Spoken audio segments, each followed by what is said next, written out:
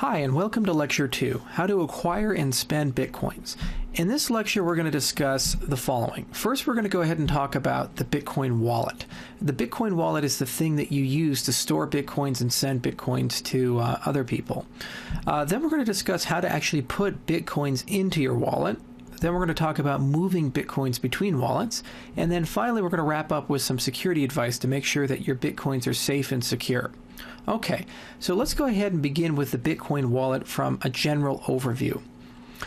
The way Bitcoins work and the way that you acquire Bitcoins is that we have this thing called a public key.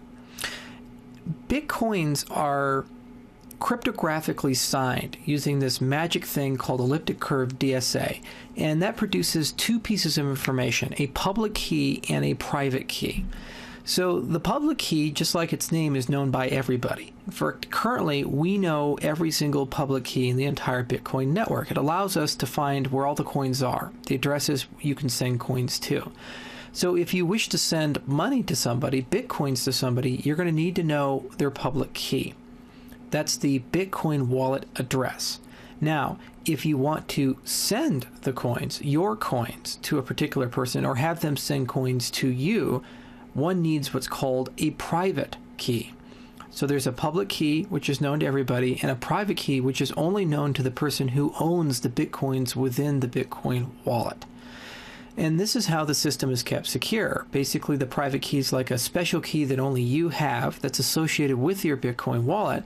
And when you use that private key, it gives you the ability to transfer money from that wallet to any public key in the entire network, i.e. anybody who has a Bitcoin wallet.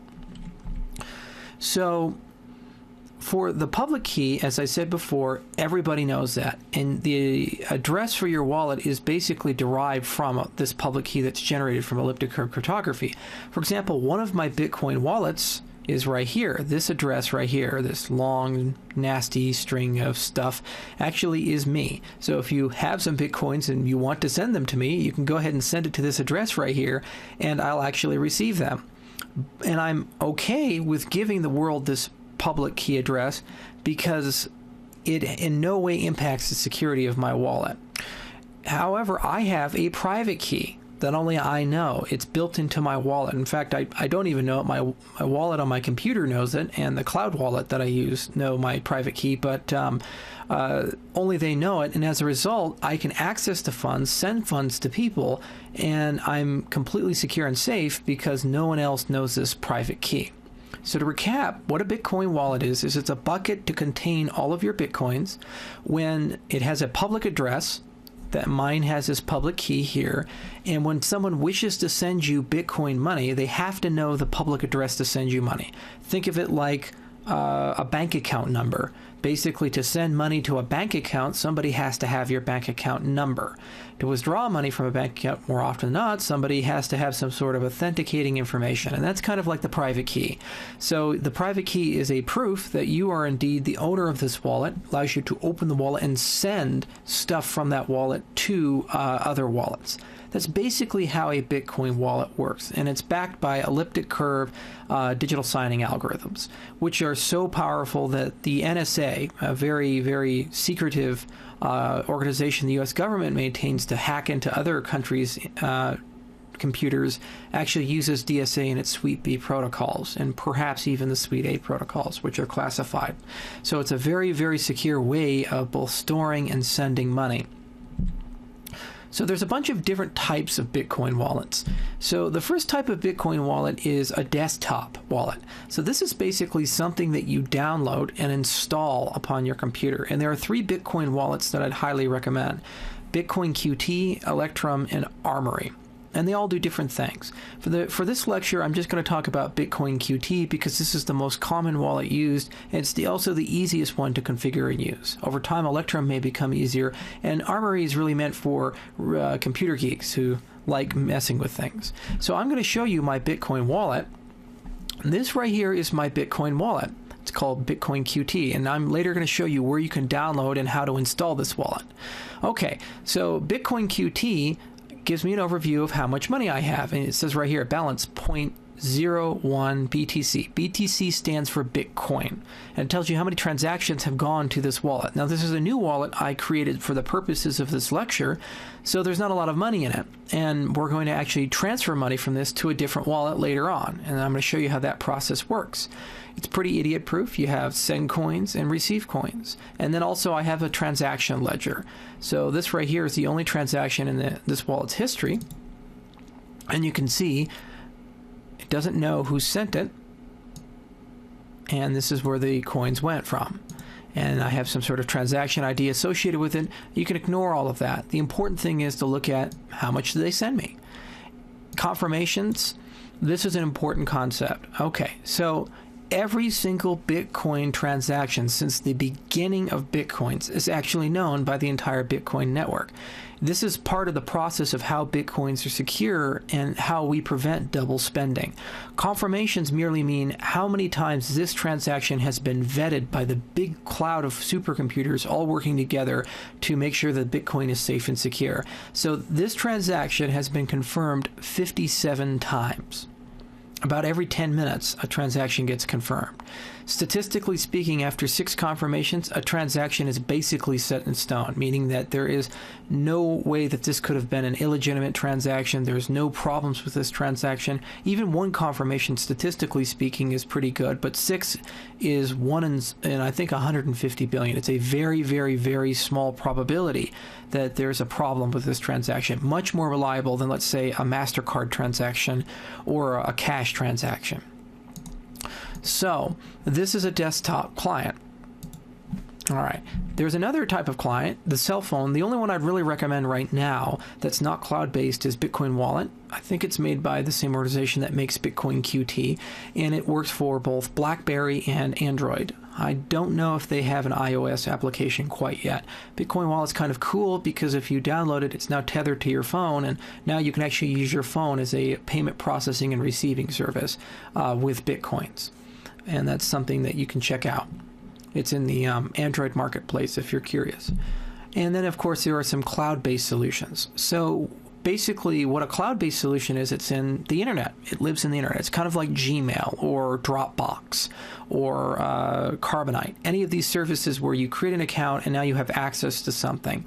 And there are 3 in particular that I really, really like: Blockchain, Bips, and Coinbase. And the one I use myself is Blockchain.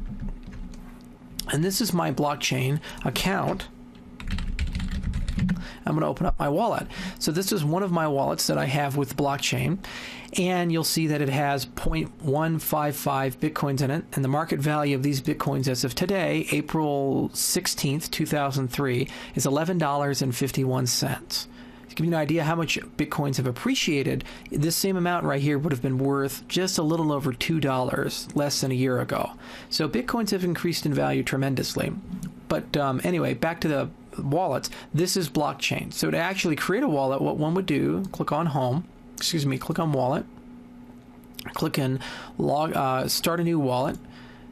You would put an alias in, you'd enter a password and the CAPTCHA, and then after you've done that, you'll be able to log in. So the identifier is actually your wallet ID, and they're going to email this to you, and I'd recommend writing it down or saving it as a text file. So just in some way keep it, because if you lose this, you will not be able to access your wallet. The reason why I use Blockchain is they actually encrypt the wallet so they don't have access to it. And so when I enter my password, I can see my wallet. But if I actually choose to send money, which I'll do later in this lecture, I have to enter another password, which makes this wallet incredibly secure. Okay, so this is a cloud-based wallet, and there's a couple of others. One of them is Coinbase, and the other one is Bips. And both of these guys allow you to go ahead and store your money online, access it anywhere in the world, and transfer money to any other person who has a Bitcoin wallet, whether it be something that's installed on a particular computer on their desktop or something online. One thing I will mention about all Bitcoin wallets is wallets have to sync, because every transaction in the entire Bitcoin history is known. They have to sync with the Bitcoin network, and they have to download and verify all of these transactions. If you've just installed this, the syncing can take a little while, about an hour to 2 hours if it's a desktop client. This is why a lot of people like using a cloud-based solution because it's already been synced on the server. But once this has been installed, the syncing is just a few seconds, sometimes a couple of minutes if you've left your computer off for a while and the wallet hasn't been on. So that's basically how one installs a wallet. The place you go to get Bitcoin wallets. Oops.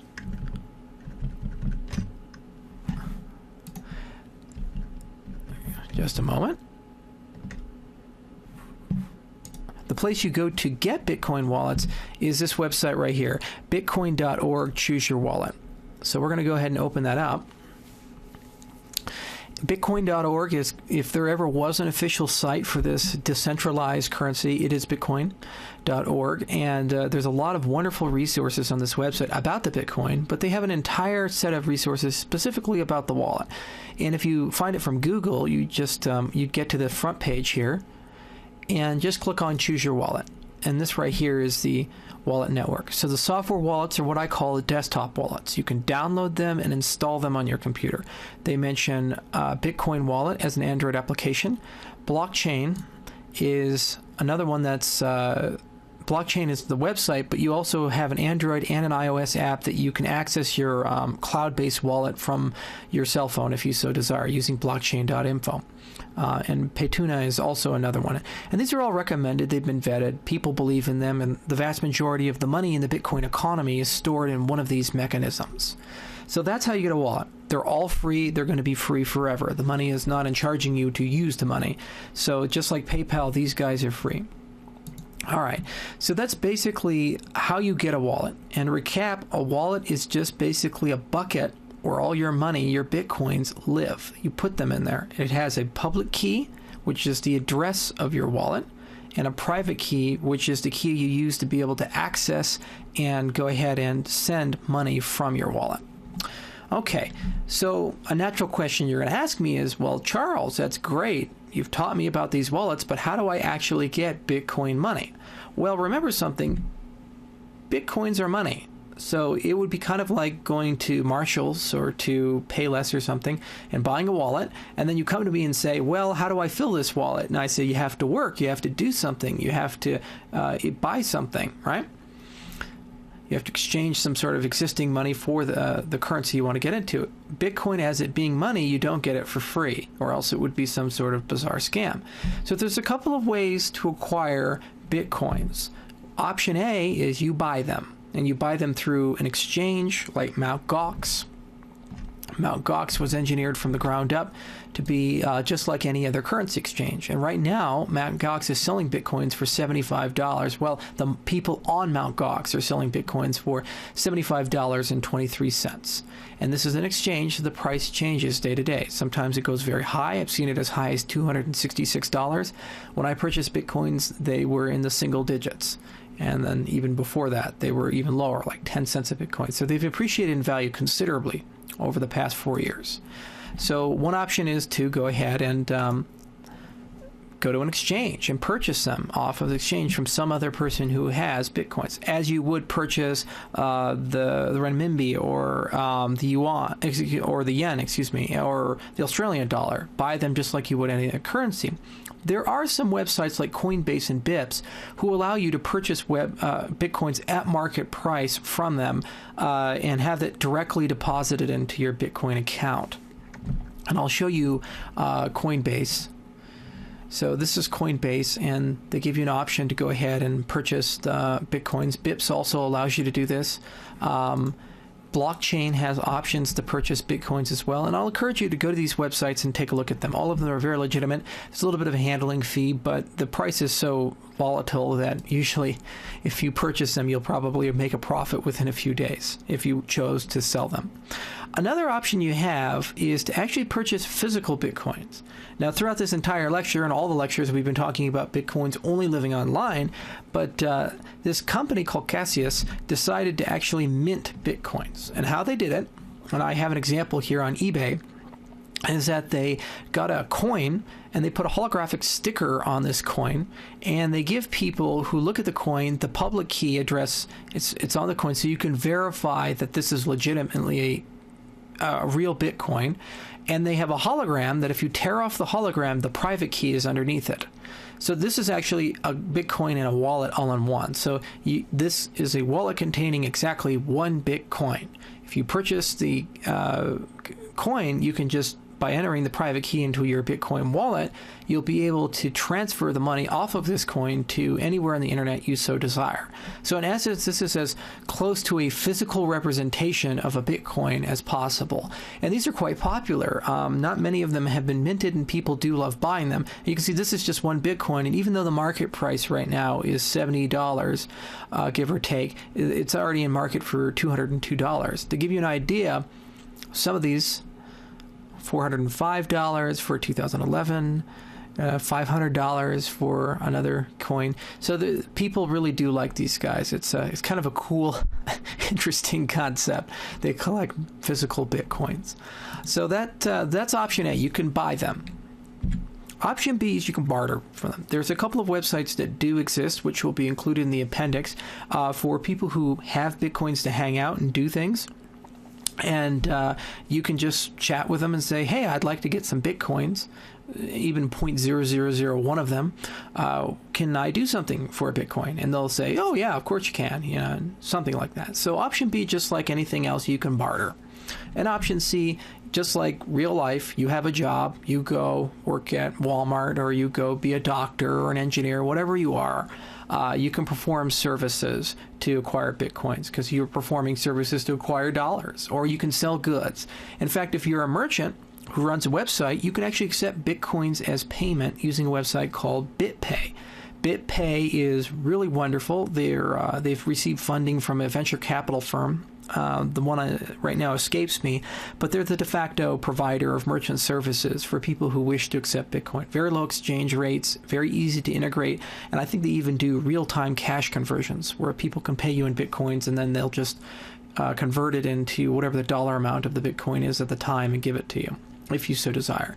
So those are really the three ways that you can fill your wallet. Remember, Bitcoins are real money and people trade real money for them, so you're not going to get them for free. You have to do something for them. And there are three options. You can either buy them, you can barter for them, or you can perform services or sell goods for them, just like real life with real money, like the US dollar. Okay, so now that you know what a Bitcoin wallet is, and now that you know how to get Bitcoins, how do you move money from one wallet to another wallet? So I'm going to do that myself with my own wallet. So here is my wallet online, and this is my address for my wallet online. And what I'm going to do is I'm going to transfer money. I'm going to copy my address right here, and make sure you get the address right. And I'm going to open my wallet I have right here. I guess I must have closed it, so I'll open it up again. Oh wait, I guess it's right here. There we go. It says loading wallet. It just takes a second to boot up. Verifying block database integrity. All these cool terms that you don't need to know. Kind of the magic of computers. And it says out of sync. It's going to take a moment to sync up. 2 blocks remaining. 1 block remaining, and there we go. We are synced with the network. Okay, so I'm going to send coins, and it says pay to. I enter in the address, and it says overview right here. I have 0.01 Bitcoins, so let's send all my Bitcoins.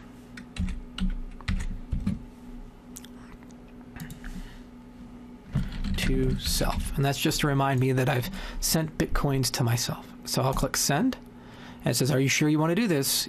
Remember something, well, when you send Bitcoins to an address, it is irreversible. You can't go ahead and click a button to get your money back. It's like handing a $20 bill to somebody. Unless they give it back to you, it's theirs. Ah, okay. There's a small transaction fee for sending, which is 0.005, so I'll just send that much. There we go.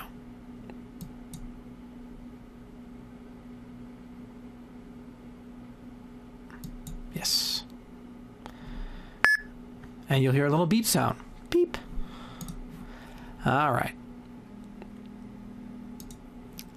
Then you're going to see my transactions. And then all of a sudden, right here, instantly, my Bitcoin wallet, living on a server thousands of miles from where I live, It just recognized, hey, somebody sent you something.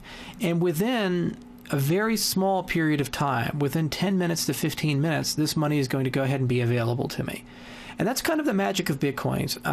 This is something where with credit cards online, you can have chargebacks up to 3 months later. With PayPal, you can have 3 to 5 days when you're transferring money between PayPal and a bank account. Any movement of money, for the most part, online does take some time. Hours at the minimum, usually days, a couple of business processing days. The Bitcoin, within 60 minutes, there's an astronomically low probability that that's a bad transaction, meaning that within 60 minutes, your money is guaranteed to be there. Usually within one block transaction, one confirmation, your money is good to go. So that's 10 minutes, the maximum amount of time it takes to move money from one block to the next block. Now, this transaction may have been from myself to myself, but the Bitcoin network has no way of knowing that. In fact, this wallet address right here is not connected to my identity in any way, shape, or form.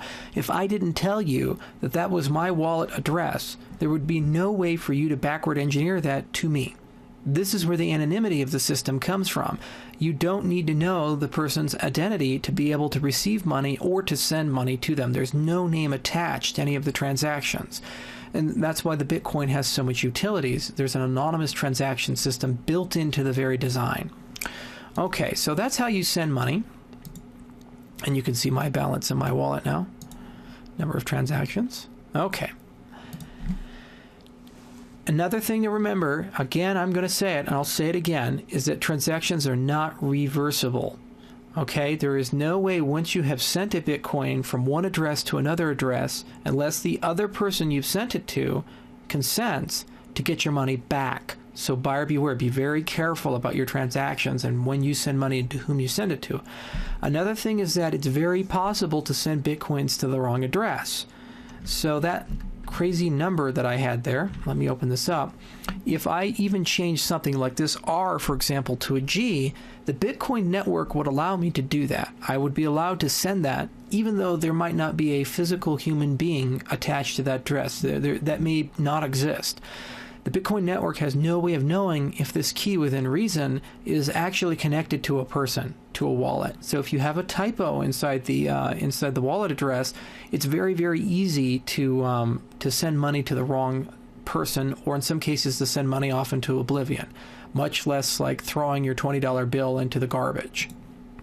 This is why it's really highly recommended that you copy and paste Bitcoin addresses, or you use something like a QR code to send Bitcoins, or you use a cloud-based wallet and you use a service like BitPay to purchase things, because it takes care of these addresses for you. You'll never have to type them.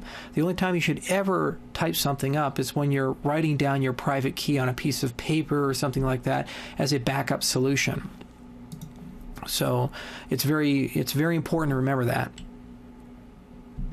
Okay, so now some security advice. The first thing I'd say is treat your Bitcoin wallet as you would your bank account. So it's perfectly fine and it's perfectly okay to share your public address with everybody. I did just in this lecture. And if anybody wants to send me Bitcoins, I would really appreciate it. That's nice. Tips are appreciated. That said, a private key is kind of like your bank password. Don't share it with anyone, okay? Generally speaking, you don't even know your private key. Like, for example, I never had to enter my private key to turn on my wallet. It's actually built on into here. And to back it up, if I click on File, I can back up my wallet like this and save it as something like backup.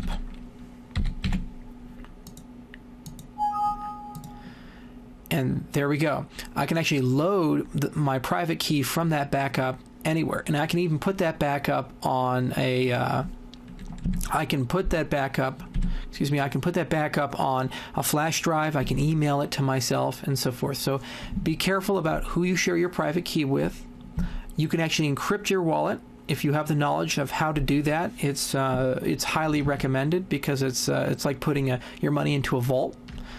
Using Bitcoin QT, you click encrypt wallet, and there's an entire process that you have. And so if you have a shared computer, or you're not really, if it's on a laptop or something, you have a potential of losing your laptop, probably a good idea to encrypt your wallet.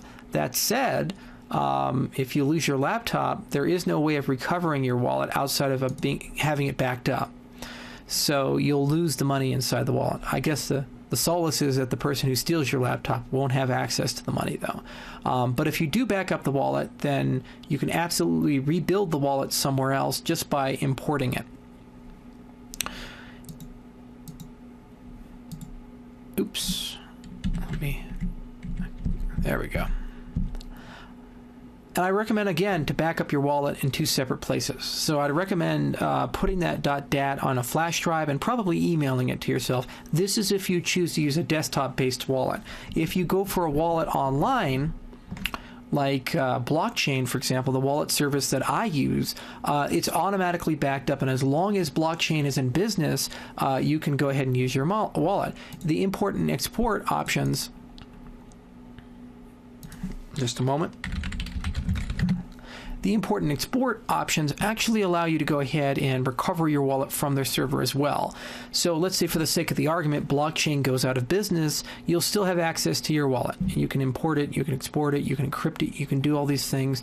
And if you need any help at all with that, they actually have a service number. You can call them and they'll let you know everything you need completely free. And this service using Blockchain is completely free as well. They're a very good company. So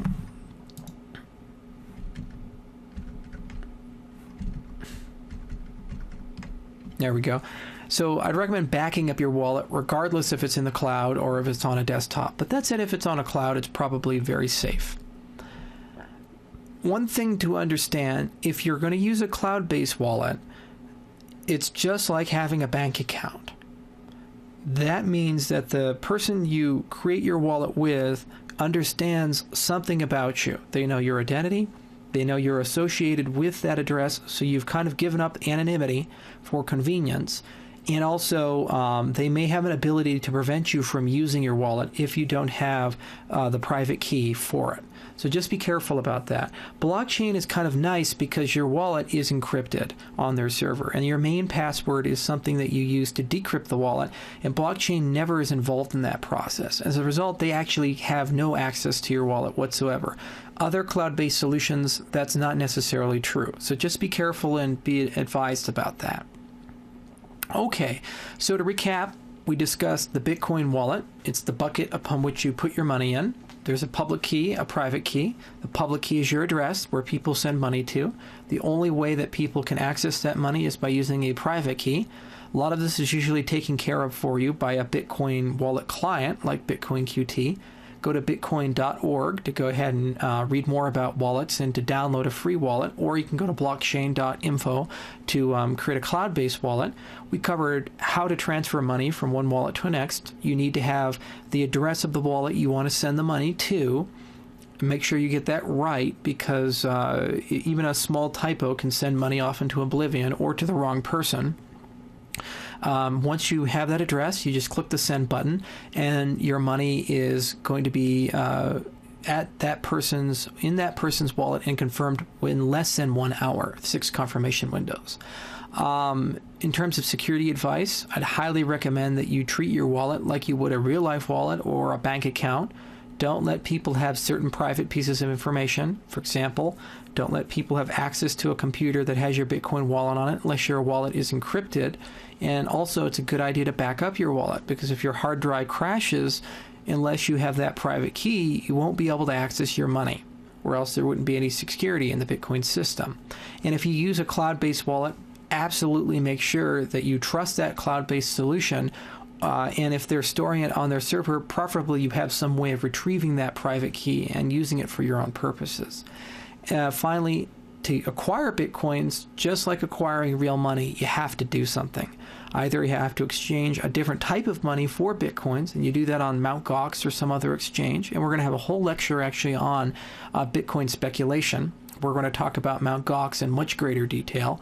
Or you have to barter or trade goods and services for a Bitcoin, just like real money.